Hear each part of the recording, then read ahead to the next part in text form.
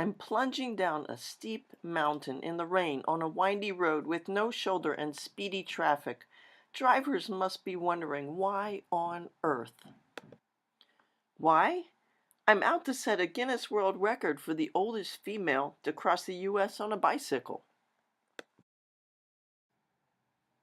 This is just one more challenge, if maybe the scariest.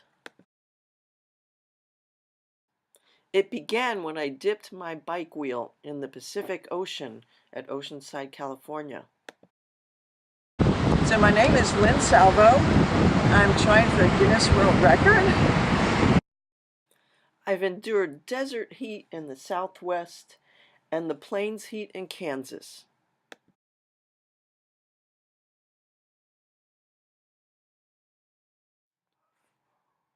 I cycled early in the morning, and Susie, my friend and support and gear driver, poured ice water over my head to create a microclimate.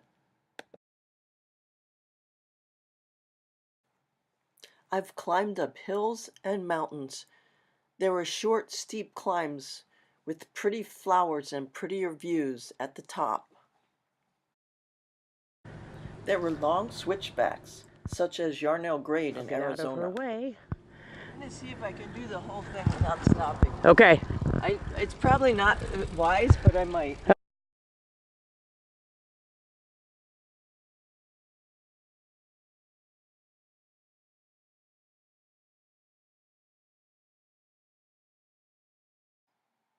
I had conflicting advice about Mingus Mountain.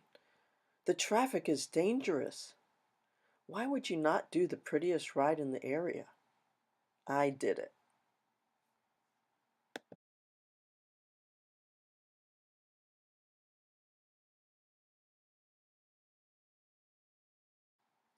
After Sedona, Arizona, I traversed Oak Creek Canyon with Labor Day traffic, and then I climbed the switchbacks that would deliver me to Flagstaff, Arizona.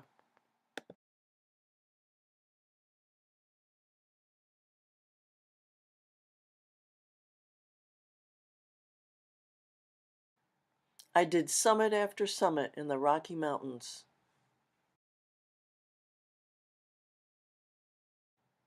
A high point of the trip was the 8-mile climb up Wolf Creek Pass to the highest elevation of the entire trip.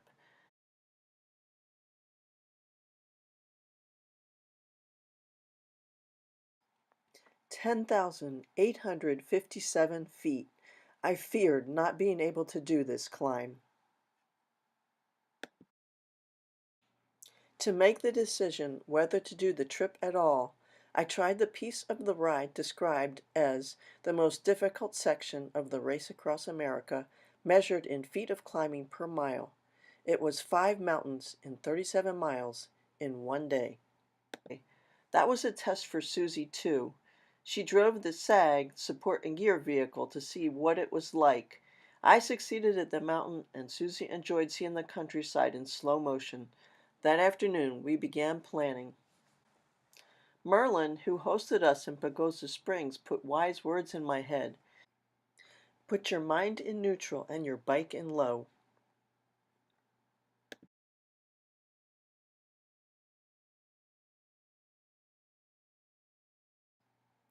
It worked. It doesn't hurt. Yeah? Nope. Good.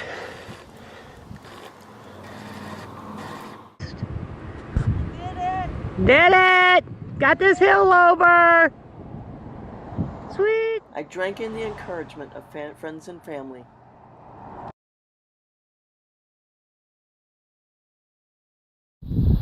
Hey Lynn, how's it feel to be at 10,000 feet? All right, 10,000 feet. Woohoo! Way to go!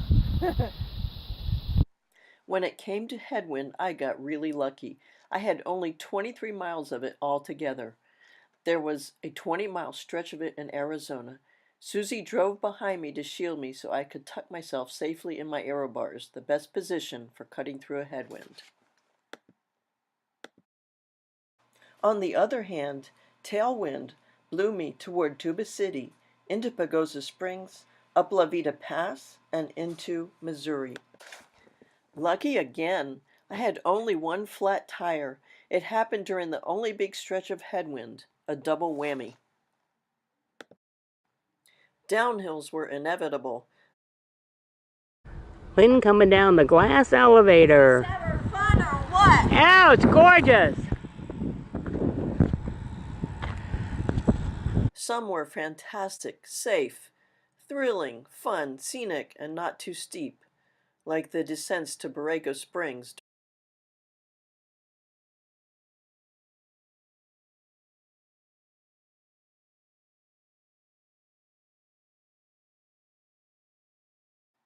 To Durango,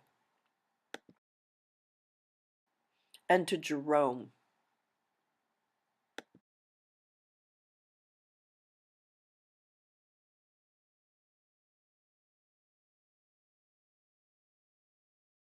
One was terrifying, the one you saw at the beginning.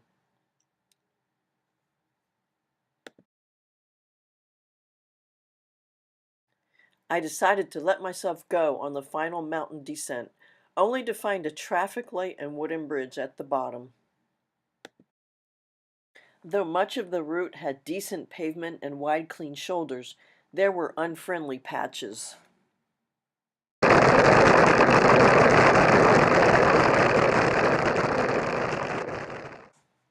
Chip seal was not my friend.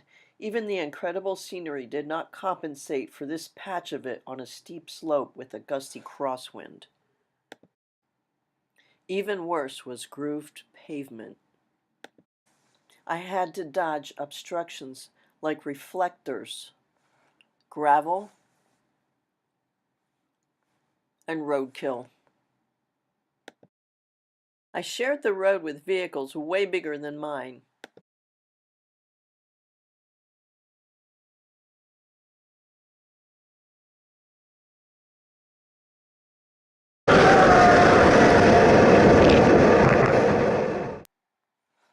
I had 56 out of 59 days without a drop of precipitation. That doesn't mean weather wasn't happening around me, even right nearby. But it left behind rainbows and hailstones.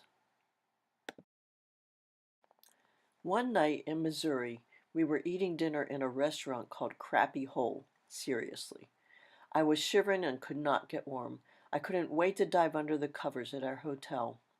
I rode the next day, but I was just so tired and I was suffering through the wicked rolling hills. That night I decided to get myself checked out. I had bronchitis. The doctor prescribed a short course of antibiotics and sleep. One day's rest did the trick. I was back on my wheels the next day. Then there was the sheer distance. I had cycled over 6,000 training miles in 2016 before starting the trip. We broke it up into states.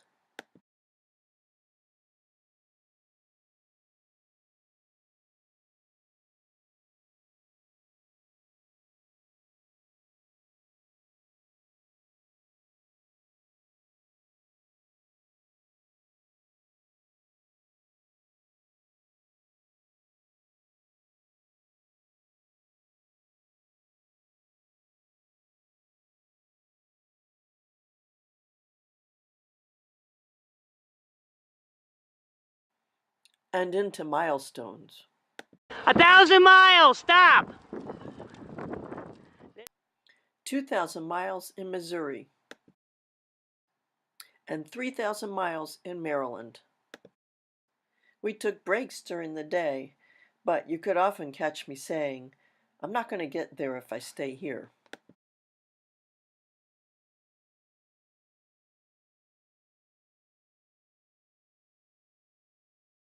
What got me through it all? Places, people, and preparation. I was immersed in fabulous scenery.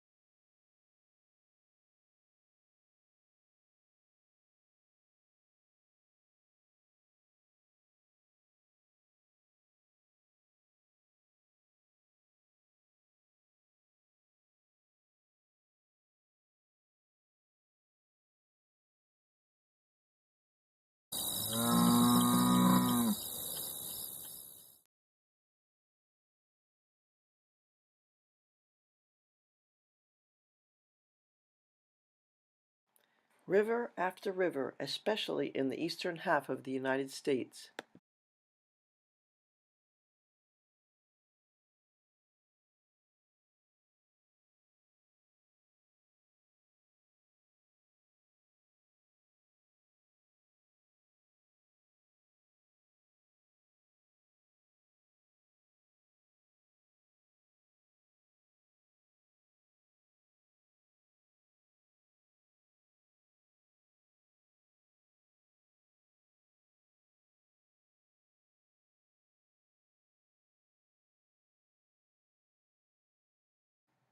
Unusual scenery provided comic relief.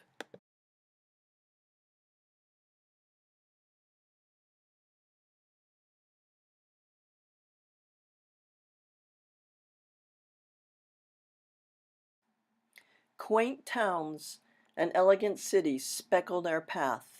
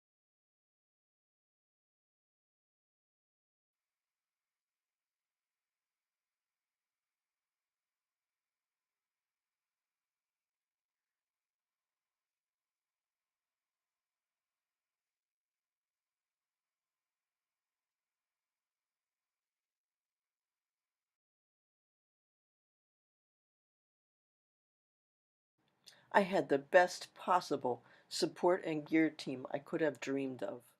Susie was always there to get me over my trepidation. Breathe, relax, you did Cumberland. My brother Mike and his wife Sandra took turns filling in the middle to give Susie a break.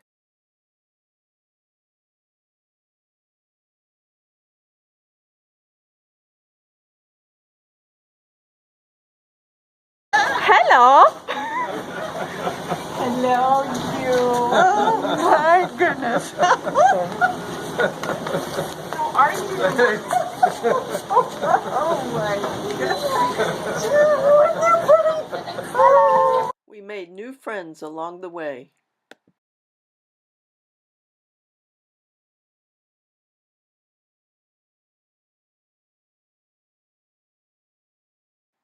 Old and new cycling friends joined me for short and long chunks of the ride.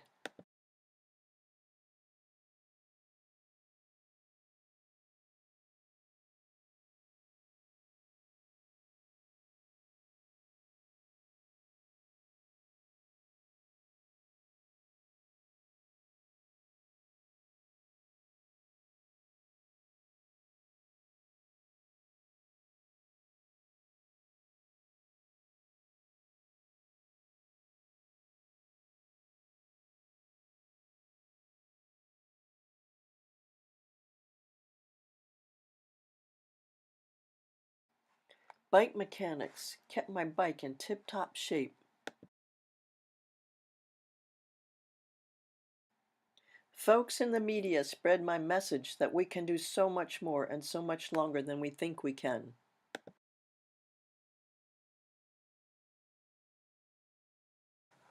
What else has gotten me this far?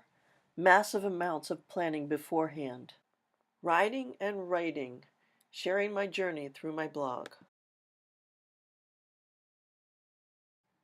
I'm at the bottom of the plunge in the rain, down the steep mountain with speedy traffic. I'm catching my breath. Only a few days to go. I'll soon cross the Susquehanna River over the Conowingo Dam.